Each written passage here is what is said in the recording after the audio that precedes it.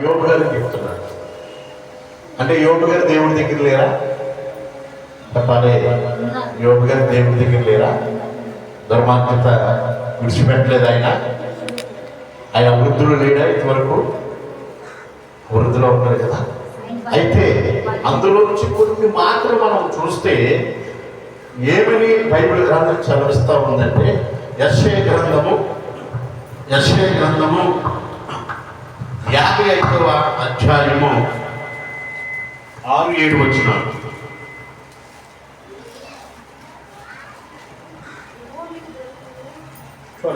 చదవాలి అమ్మా. ఏం చదివిస్తున్నాడంటే యెహోవా మనకు దొరికిన కాలమందు ఆయన వెతుకుడి, ఆయన మనకు సమీపముగా ఉండగా ఆయనను వేడుకుడి. హల్లెలూయా. ఏమిటి వేడుకోవడం అనేది మనం చూస్తే ప్రియులారా, ఈ మందిరం అనగా దేవుని యొక్క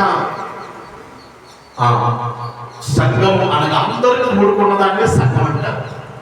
ఆ సంఘంలోకి వచ్చిన వారికి ఒక ప్రాబ్లం ఉంటుందా, అన్ని ప్రాబ్లమ్స్ ఉంటాయి అన్నప్పుడు తప్పాలే. ఒకరికి బలహీనతని, ఒకరికి ఆర్థిక పరమని, మరొకటి ఉంటాయి కదా. అనేక అందుకే ఇక్కడ ఏమంటున్నాడంటే యెషయా భక్తుడు ఏమంటున్నాడంటే, దైవజనుడు ఏమంటున్నాడంటే, ఏమంటున్నాడు? వెతకండి అంటున్నాడు. హల్లెలూయా. యేసు ప్రభువు గారు చెప్పింది కూడా అదే కదా. ఏం చెప్పమన్నాడు? వెతుకుడి, అడుగుడి, అడగాలి, పొందాలి. అడిగే విధముగా మనం అడిగితే ఖచ్చితంగా ప్రభు మనకి ఇస్తాడు. అభివృద్ధి అన్నాడు అక్కడ. కాబట్టి అభివృద్ధి అంటే చిన్న దాంట్లో నుంచి పెద్ద దాంట్లో కలడం, అక్కడే ఉండిపోవడం కాదు అభివృద్ధి అనేది. దాన్ని అంచెంచులుగా దేవుడు ఆశీర్వదిస్తాడు. అందుకే అక్కడ అంటున్నాడు, నీవు సర్వశక్తుని వైపు తిరిగినయనా నీ కుటుంబములో ఉన్నది, అది ఏ బలహీనత అయినను, అది ఏ సమస్య అయినను, అది ఎంత కొట్టు విరామమైనను అది తొలగిపోతుంది అని చెప్తా ఉన్నాడు కదా. హల్లెలూయా. బాగా చెప్తున్నాం. ఇన్ని సంవత్సరాల నుంచి వస్తున్నాం కదా మనం. ఇన్ని సంవత్సరాల నుంచి ప్రభు దగ్గర నేర్చుకుంటున్నాం, ప్రభు మాటలు వింటున్నాం. ప్రభు యొక్క మరి దేవుడు మరి తీర్చలేదా అంటే తీర్చాడు. మరి అభివృద్ధి అవుతాం అంటే ఏమిటి? అభివృద్ధిలోంచి మహా అభివృద్ధిలోనికి రావాలి. చెప్పండి. పిల్లడు పుట్టాడు అనుకోండి, అది ఎదుగుతులేదనుకోండి. చెప్పండి. అది ఎదుగుతులేదనుకోండి, అడిగి అరుగుతులేదనుకోండి, ఎదుగుతులేదు, అరుగుతులేదు. ఆవిడ పరిస్థితి ఎలా ఉంటుంది? తల్లిదండ్రులకి చెప్పాలి. తల్లిదండ్రులతో పోతా తప్పాలే. తల్లిదండ్రులతో పోతా ఆడవర్షం వస్తారు. చూడచ్చు వ్యక్తులదా అంటారు. ఆడవర్షంతో పోతుందా? ఇరుగు పొరుగు వారు అంటారు. ఇరుగు పొరుగు వారితో పోతుందా? స్నేహితులు అంటారు. స్నేహితులతో పోతుందా? ఎంత చూడండి, చిన్న ప్రాబ్లం. ఎంత ప్రాబ్లం అయితే ఎదుగుతులేదు, అరుగుతులేదు. ఈ చిన్న ప్రాబ్లం బయటికి వెళ్ళినప్పటికీ తల్లిదండ్రులకు బాధ ఉన్నది. దేవుడు ఎలా ఇచ్చాడు ఏంటి? రెండోది, రక్త సంబంధికి బాధ ఉన్నది ఏంటి? మా బిడ్డ, మా స్నేహితుడి బిడ్డ ఎలా ఉన్నాడు, అంత రక్త సంబంధం మా ఇంకా ఇలా ఉండాలని అందరికీ వేదన కలిగింది. హల్లెలూయా. మన పుట్టించిన దేవుడికి వేదన కలగదా? ఎదగాలి. నేను అంటాను, అన్ని విషయాలను చెప్తున్నాను. ఇది రాత్రి అదే చెప్పాడు, సంఘములో చాలా ప్రాముఖ్యమైన పనులు ఉంటాయి. సంఘం అంటే దేవుడిది. చెప్పాలి. సంఘం అంటే సుధీర్ పాస్టర్ గారు కాదు. సంఘాలన్నీ ఎలాగైపోయాయంటే దేవుడు మురుగైపోయాడు, దైవజనుడు అతనికి వచ్చాడు. ఏమైంది?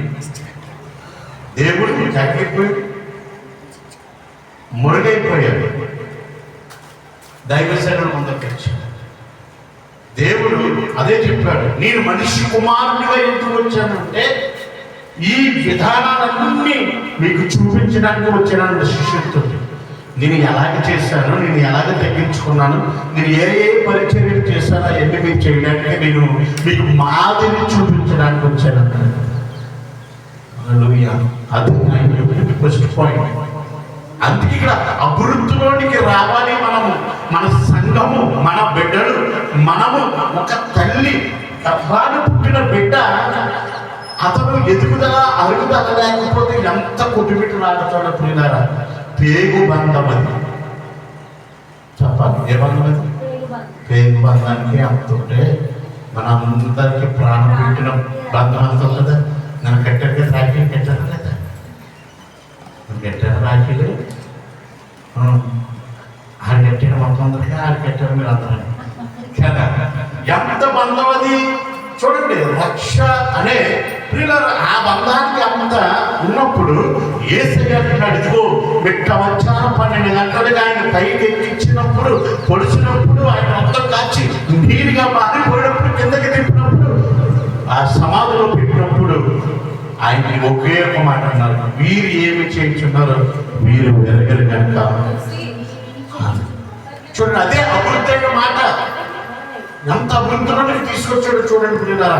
మనం ఏమవ్వాలి అంటే నేను చెప్తున్నాను, ఒకరిని చూసి మనం ఎప్పుడు ఆలోచన పడకూడదు. బైబిల్ అదే చెప్తుంది, నీ ఆలోచన యావత్తు యెహోవా మీద ఆధారపడి అంటుంది. చెప్పాలి, ఎవరి మీద ఆధారపడాలి? నలుగురు 4 ఆలోచనలు చెప్తారు, 4 ఆలోచన మీద వెళ్ళిపోతావా? పడవ ఎక్కడికి వెళ్తుంది? చెప్పాలి, తూర్పుకి వెళ్తుందా, పడమడికి వెళ్తుందా, ఉత్తరానికి వెళ్తుందా, దక్షిణానికి వెళ్తుందా? 4 ఆలోచనలు చెప్తే అదే దేవుడికి ఒక ఆలోచన చెప్పాడంటో ఆ గమ్యం ఎక్కడ ఉంది అది మనకి తెలిసింది. అంతగా అంటున్నాడు. ఆ స్నేహితుడు ఏమంటాడు తెలుసా? ఆయన తెలుసు, ఆయన శ్రమలు పడిన వ్యక్తి, ఆయన కష్టంలో ఉన్న వ్యక్తి, ఆయన యోబు గారు అనేక రకాలుగా పాటులో పడిన వ్యక్తి. ఆయనకి చెప్తున్నాడు ఏమంటే తెలుసా? ఏమి చెప్తున్నాడు? నువ్వు అభివృద్ధి అవుతావు అని చెప్తున్నాడు. ఇంతవరకు అభివృద్ధి అవ్వలేదు ఆయన.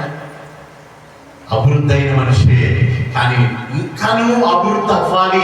అందుకన్నాడు మనకు దొరికే సమయం దేవుణ్ణి వెతుక్కోవాలి. ఎవరినాథ్ ఇప్పుడు స్కూల్కి వెళ్ళారు కాదు, వెతికే సమయం ఖాళీ, అది ఖాళీ పీరియడ్ ఉంటుందా? ఉండొచ్చు కదా పీరియడ్ అంతా. ఆ పీరియడ్ ఏం చేస్తారంటే ఇంకొక సార్ గారు కానీ ఇంకో మేడం గారు కానీ వచ్చి ఆ పీరియడ్ ఆ సెక్షన్ వాళ్ళకు చెప్పేసి ఆ వరకు రాంతా ఉంటారు. అలాగే మనకి సమయం దొరికినప్పుడు ప్రియులారా దేవుణ్ణి వెతుక్కుంటే దేవుడు ఏమిస్తాడో తెలుసా? మనకు దాచిపెట్టినన్ని ఇస్తాడు. హల్లెలూయా. 5 దగ్గర గంట వస్తాయి ఒక్కొక్కటి, ఒక ఆశీర్వాదం దగ్గరకు చాలా. ఆ సమయం వెతికి, ఆ సమయంలో మనం అడిగినప్పుడు వెతికితే దొరికితానంటున్నాడు, తడితే తీస్తానంటున్నాడు, అడగండి మీకు ఇస్తానంటున్నాడు. ఖచ్చితంగా. అందుకే చెప్తున్నమాట, ఒక సమయం ఉంది. ఆ సమయం కొద్ది మనం ఎప్పుడు సమయం దొరికినా మనం ఏం చెయ్యాలంటే, నువ్వు అరగంట సేపు చేసుకో, 10 నిమిషాలే చెయ్యి, అన్నిటితో చెయ్యి. దేవుడు నీకు అభివృద్ధిలోనికి తీసుకొస్తాడు. హల్లెలూయా. చూడండి, ఇంకొక మాట మనం చూస్తే కొంచెం మనం ఎదురుకి వెళ్తే యోషియా గ్రంథము 14:1-2 వచ్చినారు. హోషేయ గ్రంథం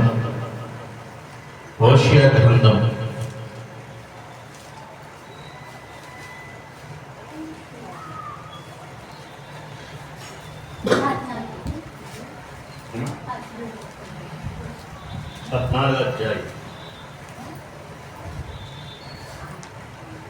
751 పాటనే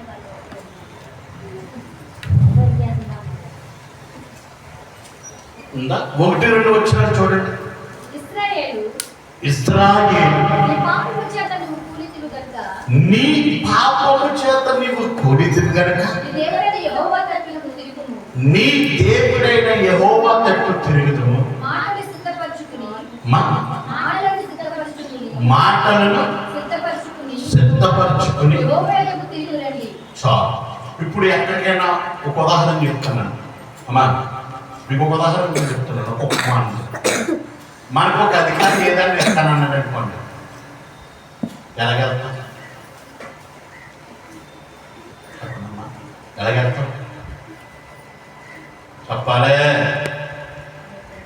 మాటలు ఇంట్లో ప్రిపేర్ అవుతాం, ఎలా మాట్లాడాలి, ఎలాగ వెళ్ళాలి, ఎంత నీట్గా వెళ్తాయి, ఆ అధికారితో ఎలా మాట్లాడితే బాగుంటుంది అని మనం ప్రిపేర్ అయ్యేస్తాం కదా. మన అవగాహన జనపద అవగాహన అక్కడ గట్టిగా మాట్లాడాలండి. చూడండి, ఇంటికి మాట చెప్తున్నానంటే, మణిపూర్ సత్యనారాయణ గారు ఉన్నారు కదా మన ఊళ్ళో, నాకు ఇప్పుడు కూడా నా ఒకసారి చేసుకొని అనగా నువ్వు ప్రిపేర్ అవ్వాలి మాటలు. ప్రభు నాయన నాకు ఆ ఇల్లే కావాలి నాయన, ఆ ఇల్లే కావాలి నాయన, ఆ ఇల్లే కావాలి నాయన, అదే అనకూడదు. ఇంకొకటి ఎక్కాలి మీకు. ఏమండి, ఇచ్చిన అప్లికేషన్ 10 సార్లు అవ్వకూడదు దేవుడికి. ఒకసారి ఇచ్చి వదిలేయి. లేదుయా, నేను ఇచ్చిన ఇంటికి కూడా అడిగి ఇచ్చేసి వదిలేను.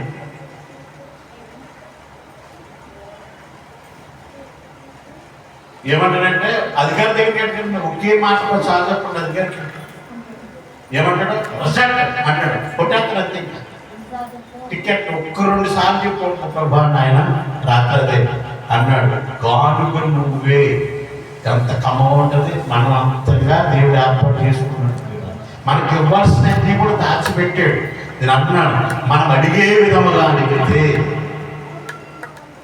మధురముగా సమర స్త్రీ దగ్గరికి వచ్చి నువ్వు ఎందుకు పాపం చేస్తున్నావు, ఇంతేనే ఈ పాపం ఇలాగే చేస్తావా అని అనలేదు. అమ్మా నీకున్న ఎందుకు తీసుకొచ్చే నీకు సమాధానం ఇస్తున్నాను. మాటలో వచ్చిందండి. మనం అడిగే విధముగా దేవుడిని ప్రభువుని మనం అడిగితే దేవుడు ఖచ్చితంగా మనకు దాచిపెట్టిన మేలు అభివృద్ధిలోనికి వస్తాం. వెతకాలి. రెండోది మనము అడగాలి. ఖచ్చితంగా అడిగినప్పుడు ఆ అభివృద్ధిలోనికి మనము దేవుడు తీసుకొస్తాడు. మూడో మాటగా జకరియా గ్రంథము 1వ అధ్యాయము 3వ వచనం.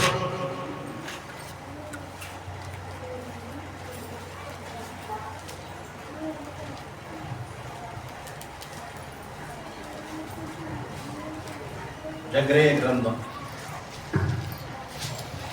పరీక్షలకు నేను అడగరా చేసుకోండి, 2 ఆన్సర్లు పెట్టివ్వండి. అది ఇష్టమైతే అర్థం, కష్టమైతే మానేస్తాడు.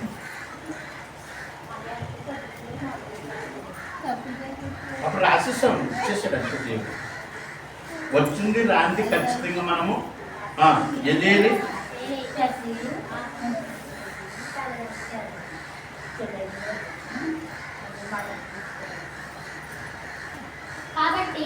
కాబట్టి నీవు వారితో ఇట్లాను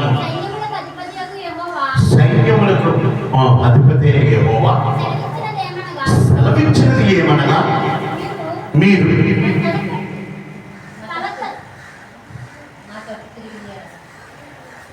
అదే చదివేస్తాం. ఎదకెట్టుకోవచ్చు, మా ముఖం మింగకూడదు. అది ఒక్కో తప్పు ఎదకెట్టుకోవడం.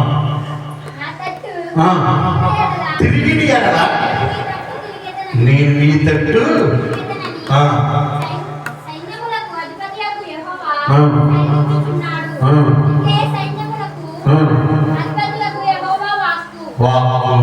మీరు ఎవరి తట్టు తిరగాలి? ఏమన్నాడు దేవుడు? ఏమంటే సింపుల్ అండి. ఆయన చెప్పిన మాటలన్నీ కూడా సింపులే. వెతకమన్నాడు. రెండోది ఏమన్నాడు? రెండో మాట అందరూ చదివాం కదా. ఎక్కడ? హోషేయ గ్రంథంలో ఏమని చెప్పాడు? మాట సరి చేసుకుని మీరు ప్రార్థన చేసేది. మూడో మాట ఏమంటాడు ఇక్కడ? నా ఎడల తిరిగండి. మీరు నా ఎడ తిరిగితే నేను మీ తట్టు తిరిగి వేస్తాను అంటాడు. లేకపోతే ఎవరైనా అంటారు మాట? చెప్పాలి. జోళ్ళు అరిగిపోతాయి మా తట్టు తిరగాలంటే. కానీ అధిపతి అంటున్నాడు, సైన్యములకు అధిపతి యెహోవా అంటున్నాడు. ఆయన అంటున్నాడు, మీరు నా తట్టు తిరిగితే నేను మీ తగ్గి తిరుగుతాను. ఏమనగా సెలవిస్తున్నాడు అంతే. మీరు తిరిగితేమేనండి మీ హృదయము చెప్పాలి. మన హృదయము పరిపూర్ణంగా ఆయన వరకు తిప్పేసుకోవాలంతే.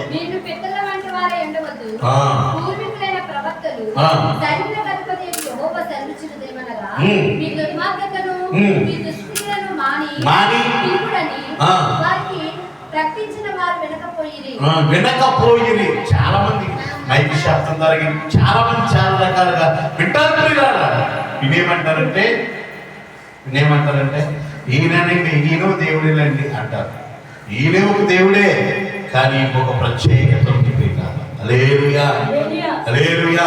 ఈయన దేవుడే కానీ ప్రత్యేకత ఉంది. ఏంటా ప్రత్యేకత అంటే నీ హృదయము ఆయనకి ఇవ్వడమే. కష్టమస్తులో చెప్పండి, 1200 ఒకసారి కన్నా మనకున్న హృదయాన్ని దేవుడు వైపు తిప్పితే 1200 కొన్న సారి డబ్బులు ఉంటే ఉండకపోతే మన దగ్గర గుండెకాయ ఉందా? ఆ గుండెకాయ 50 పెట్టుకుంటున్నాడు. ఇది సులువా సులువా సులువుందా అంటారా? అటువే ఇది మనం అక్కడికి వెళ్తే ఇంకా చాలా వెళ్ళిపోవచ్చు. అయితే ఆ హృదయమును దేవుని వైపు తిరిగితే ఎందుకో తెలుసా? ఏం చెప్తున్నాడు? దొంగతనం చేయొద్దండి. లోకం ఏమంటుందంటే దొంగతనం చేయాలి. ఈ దగ్గర ఉన్న ప్రత్యేకమైన గుణాలు లక్షణాలు 2 అంటది వ్యభిచారం వద్దామో మంచిగా బ్రతుకు. లోకం అంటది పక్కన అవసరం అట్లా. 3 తల్లిదండ్రులను ప్రేమించుకోబెట్టు అంటది ఏసే దగ్గర. లోకం అంటది నువ్వు చూసినా పర్లేదురా, చూడకపోయినా పర్లేదురా అంటది. అంటే వ్యత్యాసం కనబడుతుంది. అంటే ఇప్పుడు ఏది గొప్పది అంటే యేసయ్య వైపు హృదయాన్ని తిప్పుకుంటే నువ్వు అభివృద్ధిలోనికి వస్తావు. ఆయన మాట వింటే ప్రార్థన చేసుకుంటే నువ్వు అభివృద్ధిలోనికి వస్తావు. నువ్వు వెతికితే నువ్వు ఖచ్చితంగా అభివృద్ధిలో ఉంటావు. అది శ్రమలన్నీ అలా వస్తూనే ఉంటాయి. నువ్వు వెతుకుతూ మానకూడదు. బైబిల్ గ్రంథంలో ఒక మాట ఉంది కదా, ఉందా లేదా? ఎన్నున్నాయి ఆ దగ్గర నాణ్యాలు? అమ్మా ఎన్ని నాణ్యాలు పడుకొని ఎన్ని నాణ్యాలు ఉన్నాయి ఆవిడ దగ్గర? సిలిగెత్తలు తీసుకొచ్చు ఎందుకేంటంటే అది దొరికి ఊరికి కదా. 10 నాణ్యాల్లో 9 నాణ్యాలు పెట్టుకున్నట్టు ఒక నాణ్యం పడుకుంది అంటే విన్నాను.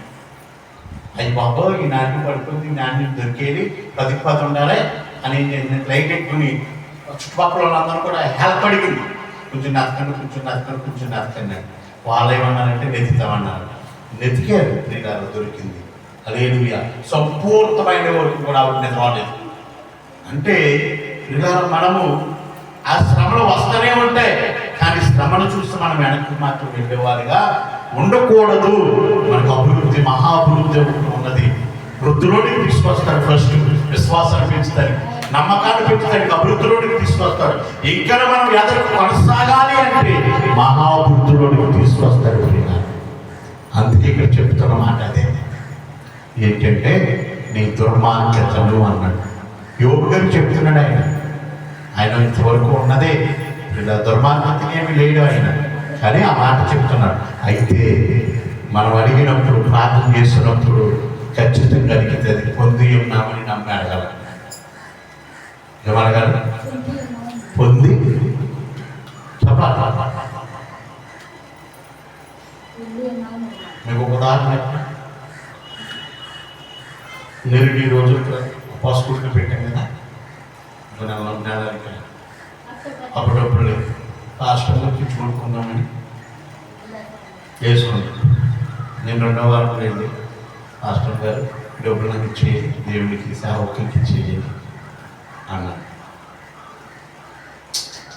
కష్టమైపోతుంది.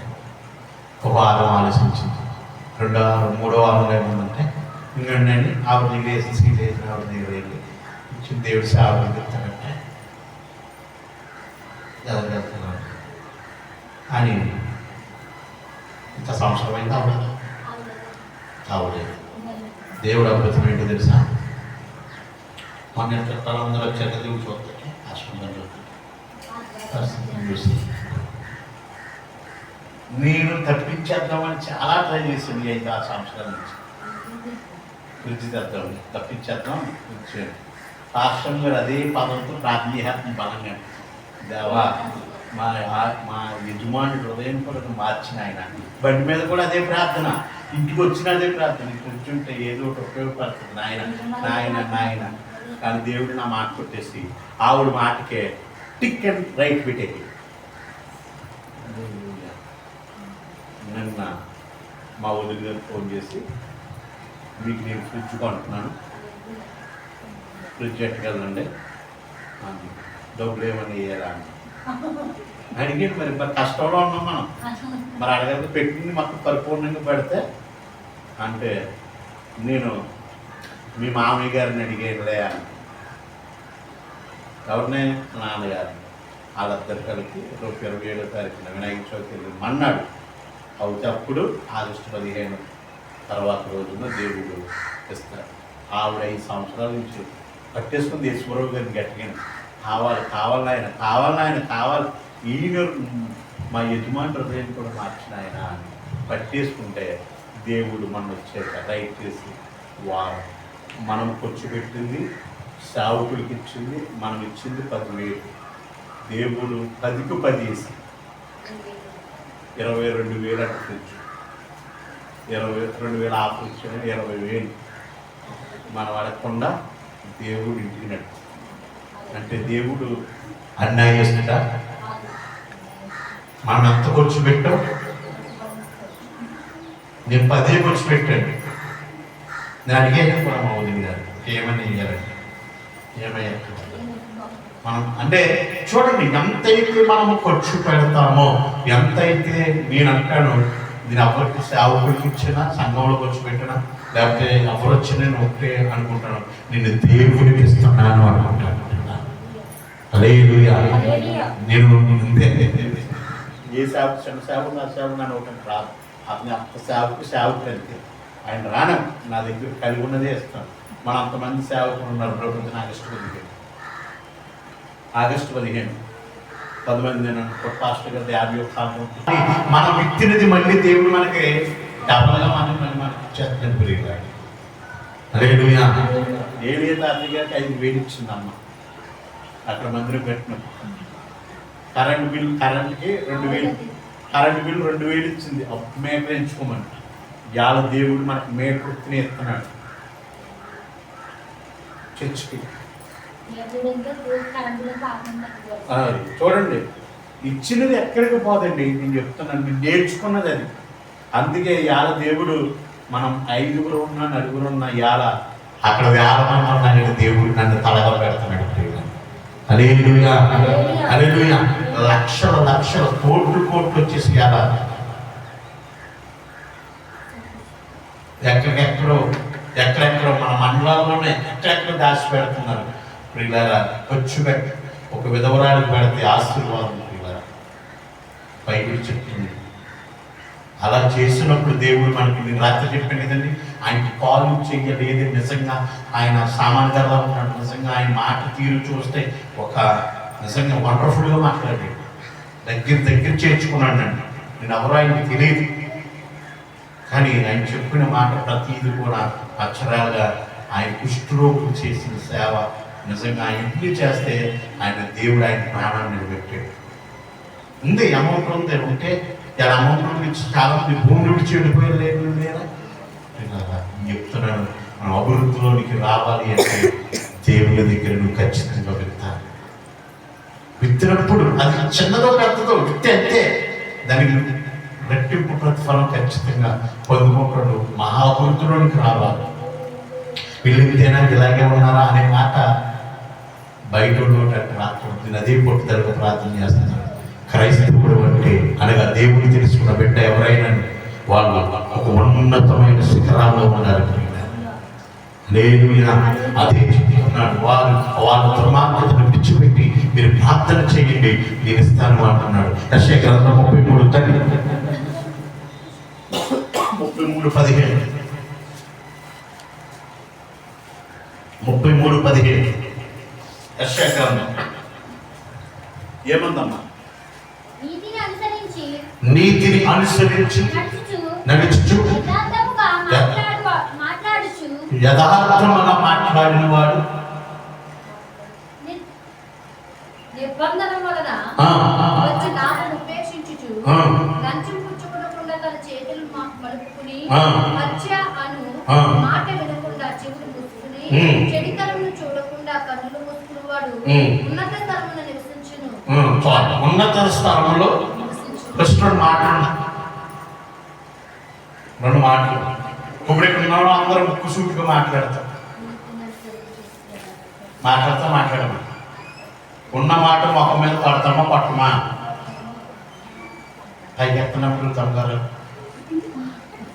ఉన్న మాట మొఖం మీద తప్పు అని చెప్తాం. ఏమండి? అదే నీతి, అదే యథార్థత. అలా చెప్తున్నాడు భూమికి నచ్చుతాడా? భూమి మీద ఉన్నవాడు. మరి ఎవరికి నచ్చుతాడు అంటున్నాడు దేవుడు. అది ఎక్కడ ఉంటాడంటే ఆయన ఉన్నత స్థలం మీద. మా మాధురి కూడా అంతే, పర్ఫెక్ట్గా మాట్లాడతాను. ఉన్న మాట యానపడి నేను చూస్తున్నాను. నేను వేసిన విత్తనాలు, చిన్ననాటి నుంచి వేసిన విత్తనాలు అన్నీ కూడా అలా మాట్లాడుతున్నాను. ఇక్కడ ఇలాగే మాట్లాడుతున్నాడు. జ్యోతి